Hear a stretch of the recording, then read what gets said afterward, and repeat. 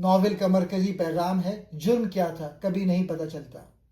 یہ ناول بتاتا ہے کہ جدید دنیا میں افسر شاہی اور طاقت اتنی پیچیدہ ہو جاتی ہے کہ انسان بے بس ہو جاتا ہے۔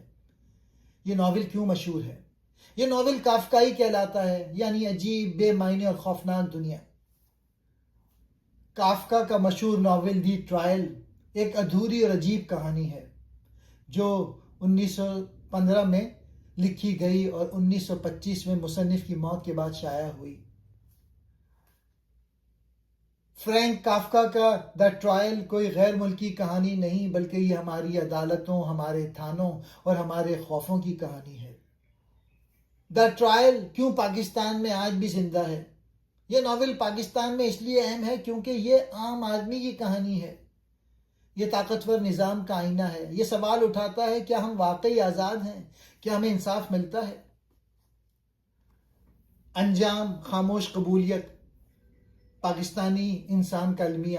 ناول کے آخر میں جوزف مزاحمت نہیں کر پاتا، خاموشی سے مارا جاتا ہے۔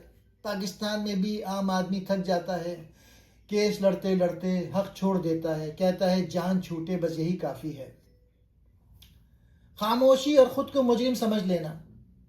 جوزف آہستہ آہستہ خود کو مجرم ماننے لگتا ہے۔ پاکستانی معاشرے میں بار بار ہتھکڑیاں، میڈیا ٹرائل، معاشرتی دباؤ، آدمی سوچنے لگتا ہے شاید واقعی میں ہی غلط ہوں۔ وکیل، سفارش اور رشوت کے نظام۔ ناول میں وکیل مدد نہیں کرتا، خود نظام کا حصہ ہے۔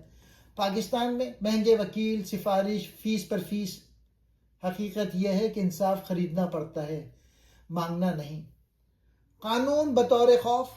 جوزف کے لیے قانون امید نہیں بلکہ خوف بن جاتا ہے۔ پاکستان میں تھانے کا نام سن کر ڈر، عدالت کا نام سن کر پریشانی، سرکاری نوٹس ذہنی اذیت۔ نتیجہ قانونی اصلاح کے بجائے ڈرانے کا ذریعہ بن جاتا ہے۔ اب میں یہ ٹرائل پاکستان کے تناظر میں ایکسپلین کرتا ہوں۔ بغیر وجہ کے الزام، پاکستان میں ایک عام آدمی کی کہانی۔ ناول میں جوزف کو بغیر بتائے گرفتار کیا جاتا ہے۔ پاکستان میں بھی اکثر ایسا ہی ہوتا ہے، عام آدمی کو اچانک FIR میں نام ڈال دیا جاتا ہے، نیب یا کسی ادارے کی انکوائری شروع ہو جاتی ہے، نوٹس آ جاتا ہے، مگر جرم واضح نہیں ہوتا۔ پاکستانی حقیقت۔ یہاں اکثر آدمی یہ جاننے میں ہی سالوں سال لگا دیتے ہیں کہ ان پہ الزام کیا ہے۔ یہی صورتحال جوزف کی ہے۔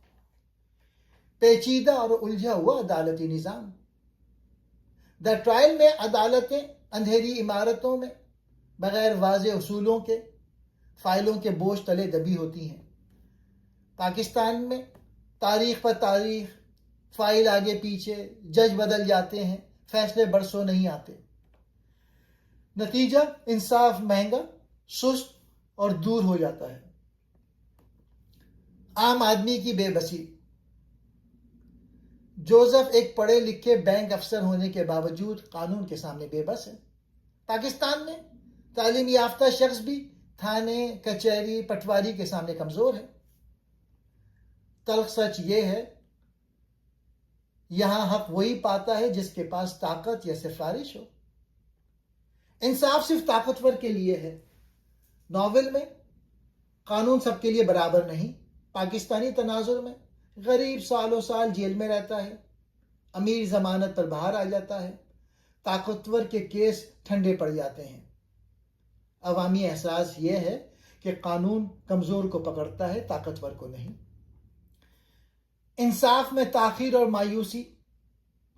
انصاف نام کی کوئی چیز نہیں ہے۔ کیس کو لٹکانا، نظام کا مقصد سچ تک پہنچنا نہیں بلکہ انسان کو تھکا دینا ہے۔ وکیل، عورتیں اور دیگر کردار جوزف کی توجہ اصل مسئلے سے ہٹاتے رہتے ہیں، یہاں تک کہ اس کی موت کا وقت آ جاتا ہے۔ فرد بمقابلہ ریاست۔ پورے مقدمے کے دوران جوزف بالکل اکیلا ہے۔ اس کے دوست، اس کا وکیل اور اس کے جاننے والے یا تو اس کا فائدہ اٹھاتے ہیں یا اسے مزید الجھن میں ڈالتے ہیں۔ طاقت کا عدم توازن۔ ایک طرف ایک اکیلا انسان ہے اور دوسری طرف ایک ایسا نظام ہے جس کی جڑیں پورے شہر میں پھیلی ہوئی ہیں۔ فرد کی یہ جدوجہد شروع سے ہی ناکامی کا پیش خیمہ نظر آتی ہے۔ منطق کی کمی۔ जोसेफ मंतक के जरिए अपना दिफा करना चाहता है, लेकिन अदालत मंतक पे नहीं बल्कि मुबहम इशारों पर नाचती है। अजीब व गरीब मुकामात। अदालतें आमतौर पर शानदार इमारतों में होती हैं, लेकिन यहाँ अदालतें गंदे घरों की छतों और अंधेरे कमरे में हैं। इस नावल का सबसे बड़ा मौजू वो निज़ाम है जो आम इंसान की समझ से बाहर है, नाकाबिल फहम कवानीन।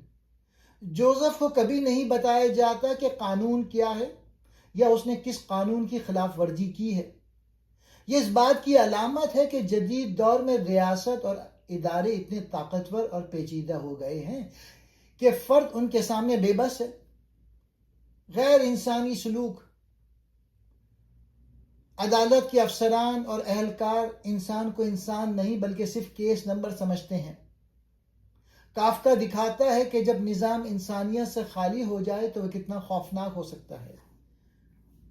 काफ्का इस नावल के जरिए दिखाना चाहते हैं कि ब्यूरोक्रेसी का खौफ, जब आम आदमी को किसी ऐसे निज़ाम से वास्ता पड़े जिसकी उसे समझ ना आए।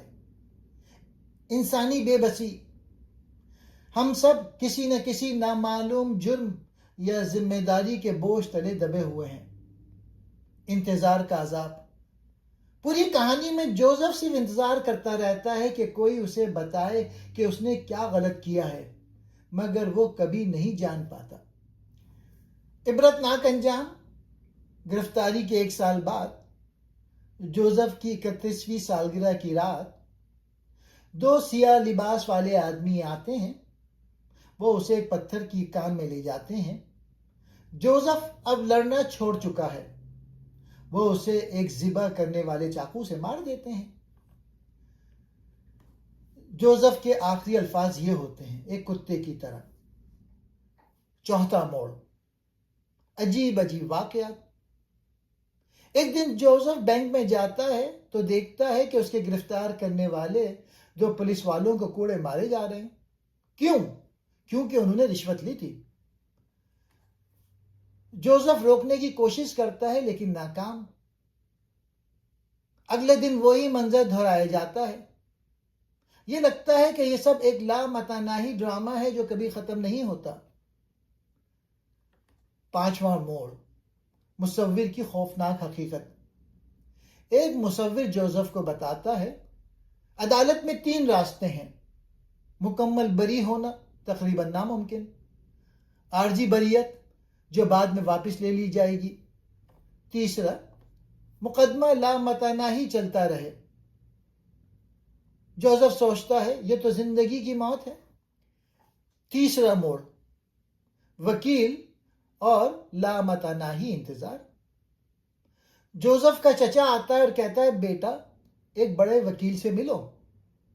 वकील का नाम है हुल्ड, एक बूढ़ा बीमार आदमी जो बिस्तर पर पड़ा है। उसकी नर्स लेनी जोसेफ को बहुत पसंद करती है और उससे कहती है, मेरे साथ रहो, मैं तुम्हें बचाऊंगी। लेकिन वकील कहता है, मुकदमा जीतना तकरीबन नामुमकिन है। जोसेफ मायूस हो जाता है। पहला मोड़। गिरफ्तारी का ड्रामा। जोसेफ को जेल नहीं ले जाते, वो अपने घर में ही रहता है। उसे कहा जाता है कि मुकदमा चल रहा है लेकिन कोई वाज़ेह इल्जाम नहीं। वो सोचता है शायद ये कोई मजाक है, लेकिन ये मजाक नहीं, ये एक बहुत बड़ा खेल है जो उसे खा जाएगा। दूसरा मोड़। अदालत का अजीब जहां। जोसेफ को बुलाया जाता है एक समाअत के लिए। वो एक पुराने घर की अटारी में पहुंचता है जहां अदालत लगती है। वहां लोग उसे तंज करते हैं। जज बैठा है लेकिन कोई बात नहीं करता। जोसेफ गुस्से में आके चीखता है, ये सब क्या है, मुझे बताओ मेरा जुर्म। लेकिन कोई जवाब नहीं। वहां एक औरत उसे मदद देने की कोशिश करती है लेकिन वो भी बेबस है। अब मैं इस नॉवेल का प्लॉट बताता हूं। दी ट्रायल की कहानी। तसव्वुर करें कि आप बिल्कुल आम आदमी हैं। सुबह उठते हैं, चाय पीते हैं, सोचते हैं कि आज बैंक में काम करके घर आएंगे। अचानक दरवाजा खटखटाता है। دو عجیب آدمی اندر آتے ہیں اور کہتے ہیں آپ گرفتار ہیں. آپ حیران ہو جاتے ہیں میرا جرم کیا ہے؟ وہ مسکراتے ہیں اور کہتے ہیں یہ ہم نہیں بتا سکتے. یہ شروعات ہے کافکا کے مشہور ناول دی ٹرائل کی. ہیرو کا نام ہے جوزف. ایک 30 سالہ بینک افسر، اچھے کپڑے پہنتا ہے، وقت کی پابندی کرتا ہے اور زندگی سے مطمئن ہے. لیکن ایک دن اس کی زندگی الٹ پلٹ ہو جاتی ہے. کافکا کے ناول میں جوزف کو گرفتار کیا جاتا ہے لیکن جرم کبھی واضح نہیں بتایا جاتا. وہ بار بار پوچھتا ہے میرا جرم کیا ہے، لیکن جواب نہیں ملتا. ناول میں عدالت ایک بڑا جال ہے جہاں سماعتیں بار بار ہوتی ہیں لیکن کوئی فیصلہ نہیں آتا. جوزف وکیلوں، ججوں اور افسروں کے چکر کاٹتا رہتا ہے. کافکا میں عدالت کرپٹ اور طاقتوروں کے ہاتھ میں ہے. جوزف کو لگتا ہے کہ یہ سب ایک مذاق ہے لیکن یہ اس کی زندگی ختم کر دیتا ہے. اصل سوال جرم یا نظام؟ کافکا سوال اٹھاتا ہے کیا مسئلہ فرد کا ہے یا نظام کا؟ پاکستانی بحث میں بھی یہی سوال ہے، کیا مسئلہ ایک شخص کا ہے یا انصاف کا مجموعی نظام؟ قانون بطور خوف. ناول میں قانون اصلاح نہیں بلکہ خوف بن جاتا ہے. پاکستان میں عوامی احساس، نوٹس، گرفتاری، پیشی. لوگ کہتے ہیں قانون سے ڈر لگتا ہے، اس پر بھروسہ نہیں. کافکا کے ناول دی ٹرائل میں جوزف ایک ایسے مقدمے میں پھنس جاتا ہے جس کا جرم اسے نہیں بتایا جاتا. عدالت عجیب، غیر واضح اور پیچیدہ ہوتی ہے. نظام طاقتور اور فرد کمزور ہوتا ہے. مقدمہ لمبا، الجھا ہوا اور بے نتیجہ ہوتا ہے. اب دیکھتے ہیں کہ عمران خان کے ٹرائل کو اس ادبی تناظر میں کیسے سمجھا جا سکتا ہے.